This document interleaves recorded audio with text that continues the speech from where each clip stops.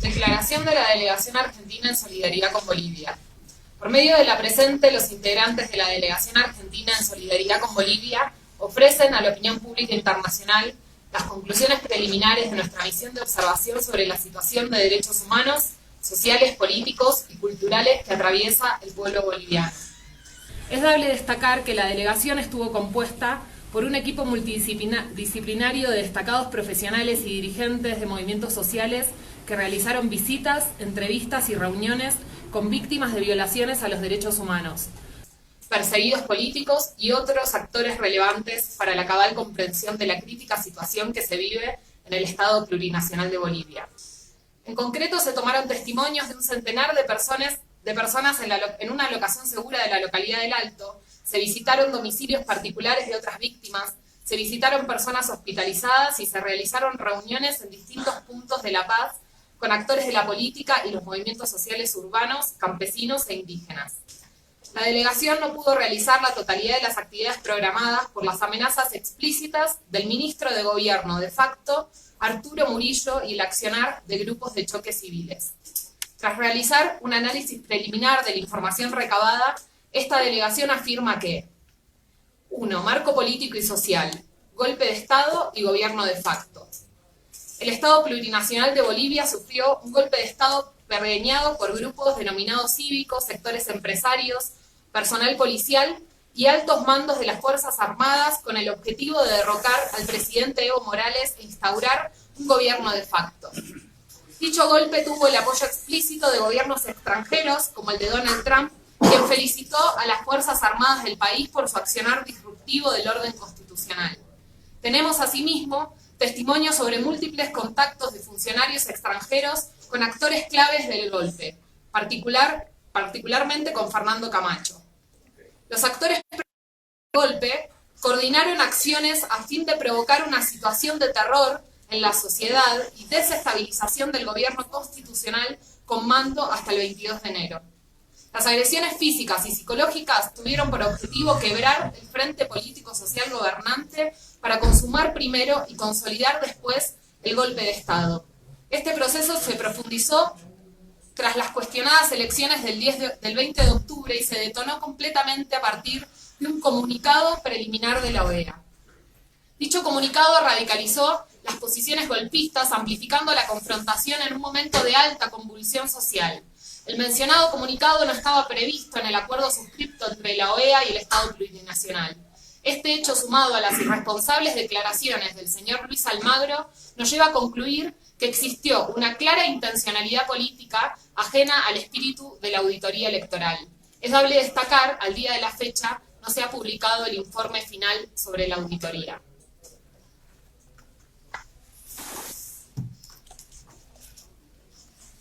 Esta delegación corroboró que existió un accionar coordinado dirigido particularmente contra la dirigencia de los movimientos sociales agrupados en el llamado Pacto de Unidad y la Central Obrera Boliviana.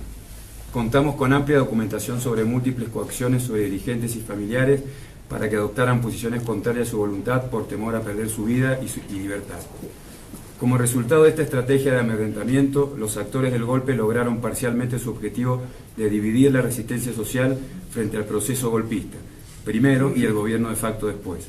La renuncia de Evo Morales, Álvaro García Linera, Adriana Salvatierra y otros funcionarios y gobernadores de distintos niveles de gobierno fueron consecuencia directa de la presión ejercida por el alto mando de las Fuerzas Armadas. Asimismo, las múltiples amenazas contra los gobernantes, las humillaciones públicas, las agresiones físicas y los ataques a viviendas de familiares fueron factores coadyuvantes. Las sedes de los medios de comunicación públicos y comunitarios fueron tomados por grupos golpistas.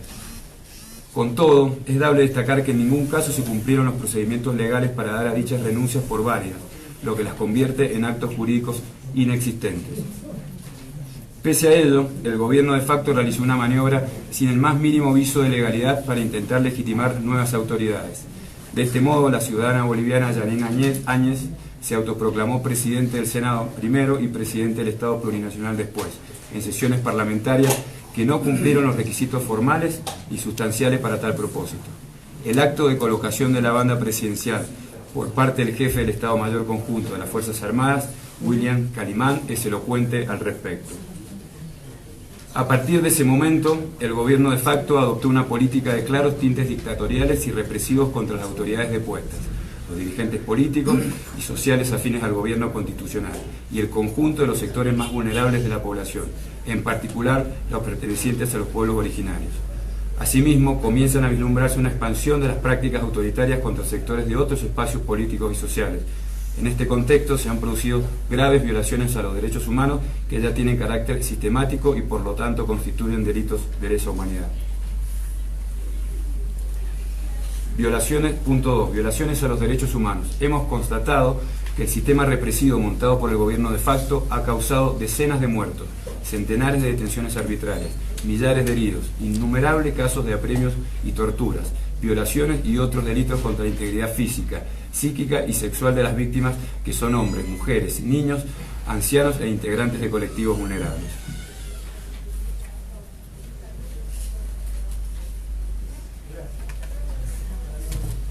Esta delegación logró constatar las siguientes situaciones. 1. Masacres perpetradas contra la población civil. Sacaba, Cochabamba, con al menos 6 muertos, centenares de heridos y detenciones arbitrarias tras el accionar de las Fuerzas Armadas. Sencata, Ciudad del Alto, con al menos 20 muertes, con al menos 10 muertos, personas desaparecidas, centenares de heridos y detenciones arbitrarias, consecuencia del accionar de las Fuerzas Armadas. Desaparición forzada de personas. Esta delegación logró constatar situaciones de desaparición forzada de personas, a lo que se suma una cantidad importante de personas que se suponen detenidas en dependencias estatales, pero cuyos familiares no han podido contactarlas y sobre quienes el gobierno de facto no ha facilitado información respecto de su paradero. Torturas, violaciones y delitos sexuales. Esta delegación logró constatar situaciones de tortura en espacios públicos y dependencias estatales. Asimismo, constatamos diversos casos de violaciones y abusos sexuales graves propiciados por integrantes de las Fuerzas Armadas y de Seguridad. Recibimos testimonios sobre delitos, en algunos casos de parte de las propias víctimas y en otros casos de parte de otros testigos. El miedo está instalado y los sucesos son muy recientes, lo que inhibe las acciones de denuncia por parte de la población. Ataque contra gobernantes, legisladores, funcionarios y sus familiares. Esta delegación logró constatar una cantidad significativa de ataques contra funcionarios públicos y sus familiares por parte de grupos de choque con métodos de amedrentamiento que incluyeron la destrucción de viviendas particulares, incendios, destrucción de viviendas de familias, humillación pública y linchamiento. Las situaciones relevadas indican la habilitación de las zonas liberadas para la actuación de grupos parapoliciales. Destacan los relatos que actuó como principal grupo de choque la Unión Juvenil Lucenista.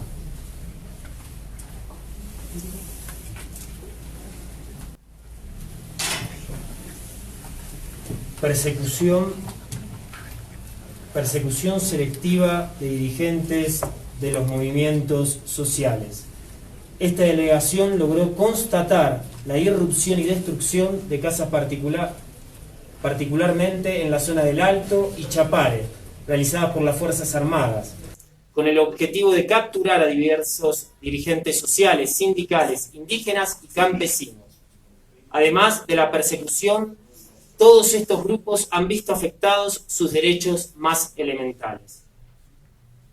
6. Confección de listas negras de dirigentes políticos y sociales y la negación a los derechos a la defensa. Diversos testigos han relatado la existencia de listas negras. Esta situación es consciente de lo que las declaraciones públicas del ministro Murillo, quien dijera: hay senadores y senadores, diputados y diputadas, no todos, unos cuantos, que voy a empezar a publicar sus nombres, que están haciendo su versión. A partir de este lunes voy a ordenar ya, tengo listas que los mismos dirigentes de varias zonas me están pasando. Los van a empezar a detener a todos. Tengo las órdenes fiscales.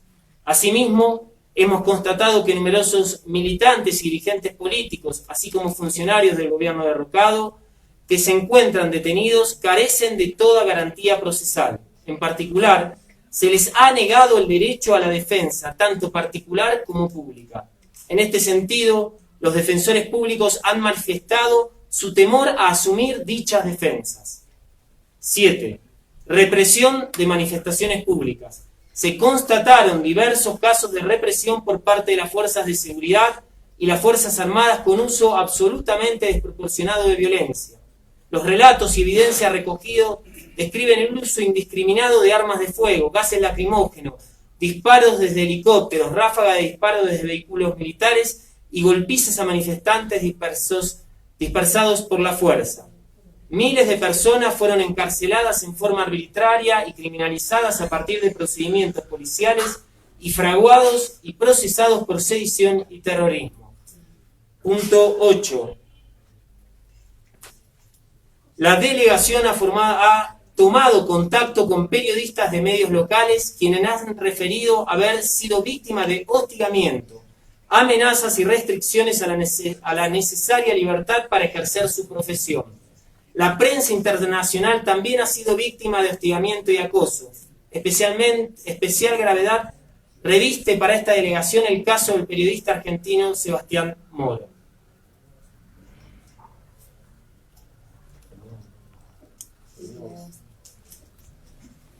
Promoción del racismo y los discursos de odio. Hemos constatado la utilización de discursos racistas y de odio por parte de representantes del gobierno de facto para descalificar a dirigentes opositores y de movimientos sociales. Se han verificado prácticas discriminatorias y estigmatizadoras sobre las víctimas de la represión. Son significativas, además, otras formas de violencia simbólica, por ejemplo, la destrucción de emblemas de los pueblos originarios como la bandera huipala. 10. Negación de salvoconductos para perseguidos políticos con pedidos de refugio aceptados por los países de recepción. Hemos verificado que en diversas embajadas y delegaciones consulares se encuentran personas perseguidas por el gobierno de facto a quienes se les han negado las garantías necesarias para poder salir del país. 11. Inacción y encubrimiento del Poder Judicial. El Poder Judicial se encuentra sometido al gobierno de facto. Víctimas y familiares fueron coaccionados para cambiar sus declaraciones, incluso en los hospitales, como condición para poder ser atendidos. Hemos constatado una situación de impedimento absoluto de acceso a la justicia. Para esta delegación fue imposible reunirse con funcionarios del Poder Judicial, la acusación pública o la defensa pública, a pesar de los reiterados realizados. 12. Hostigamiento policial y parapolicial a las delegaciones internacionales de derechos humanos, incluyendo operaciones de espionaje y escuchas ilegales. Esta delegación pudo constatar en su propia experiencia el hostigamiento que han padecido diversos grupos de derechos humanos. En particular, nuestra delegación fue retenida en el aeropuerto de Santa Cruz de la Sierra, donde fue separada del resto de los pasajeros y sometida a un interrogatorio en un lugar aislado con presencia policial y militar, en una práctica totalmente inusual respecto de los controles migratorios habituales. Algunas integrantes de la delegación fueron sometidas a una exhaustiva requisa para la que se les exigió desvestirse. Luego de que se nos permitiera continuar hacia nuestra conexión a La Paz, fuimos abordados por un grupo de aproximadamente 12 personas vestidas de civil en un pasillo del aeropuerto que se encontraba curiosamente desierto, en el que solo estaban presentes miembros de las fuerzas de seguridad que dejaron actuar a ese grupo. Estas personas nos agredieron verbal y físicamente y nos amenazaron. Al día siguiente, el ministro de Gobierno, Arturo Murillo, al referirse a los hechos acontecidos la noche anterior, dijo lo siguiente: recomendamos a aquellos extranjeros que están llegando al país, hechos las mansas palomitas, a tratar de incendiar el país, que anden con cuidado, los estamos mirando, los estamos siguiendo, estamos viendo lo que están haciendo. En el primer paso en falso que den, tratando de hacer terrorismo y sedición, se verán con los policías. La policía está atenta y tiene la orden para no permitir que se dañe el país. No hay tolerancia con terrorismo, sedición y movimientos armados. Por la tarde, un grupo de la delegación que había ido a visitar a una senadora en huelga de hambre en la Asamblea Nacional fue víctima de acoso y hostigamiento por parte de grupos de choque que allí los estaban esperando. En todo momento, durante nuestra visita a Bolivia, hemos sido vigilados, seguidos y espiados en todas las actividades que realizamos. Cabe destacar que las Fuerzas Armadas y policiales contaron con un manto de impunidad para su accionar represivo a raíz de la sanción del Decreto Supremo 4078 y la circular del general de brigada Luis Salazar Escobar, que permite establecer zonas militares. Estos y otros elementos, sumados a las declaraciones públicas de altos funcionarios, no dejan duda alguna para establecer la naturaleza sistemática de estas violaciones a los derechos humanos y crímenes de Estado, por lo que esta delegación considera que encuadran en la categoría de crímenes de lesa humanidad. Hacemos un llamamiento a los organismos internacionales de protección de los derechos humanos y a toda la comunidad internacional para que se comprometan con la tutela de los derechos humanos, civiles, políticos, sociales y culturales que se encuentran amenazados por el actual estado de cosas y que han sido sistemáticamente violados por el gobierno de facto. Frente a esta situación, la apertura de un proceso electoral en los próximos 120 días, que implica la recuperación de la plena vigencia de la democracia y el Estado de Derecho en el Estado plurinacional de Bolivia, derechos que hoy son sistemáticamente vulnerados. En particular, hemos recibido denuncias sobre persecuciones a militantes políticos, sociales y sindicales, quienes refieren hostigamientos y la imposibilidad absoluta de ejercer su derecho de reunión y toda actividad necesaria para la participación en dicho proceso. Para ello será indispensable la participación de observadores externos e independientes que monitoreen todas las instancias del proceso electoral. La delegación redactará y dará a conocer en los próximos días un informe completo detallando cada uno de los casos relevados en el marco de nuestra visita.